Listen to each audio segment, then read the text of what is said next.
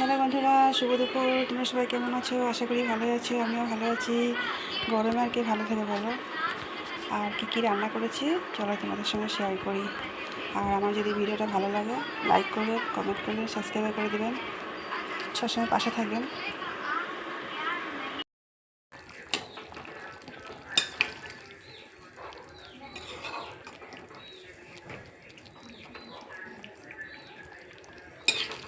এটা হলো মিষ্টি কুমড়োর ডগা, আলু আর টমেটোর দিয়ে একদম গড়ার মধ্যে পাতলা করে ঝোল করেছি কালো জিরা ফোড়ন দিয়ে।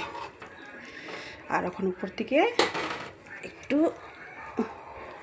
ধনিয়া পাতা দিয়ে দিয়েছি। এটা গাছের ছিল, ধনিয়া পাতাটা লাগিয়েছিলাম।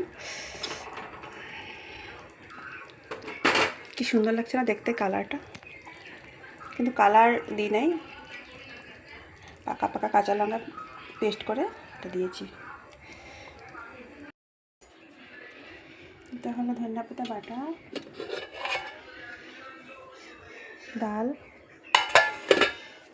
আর হলো ভাত।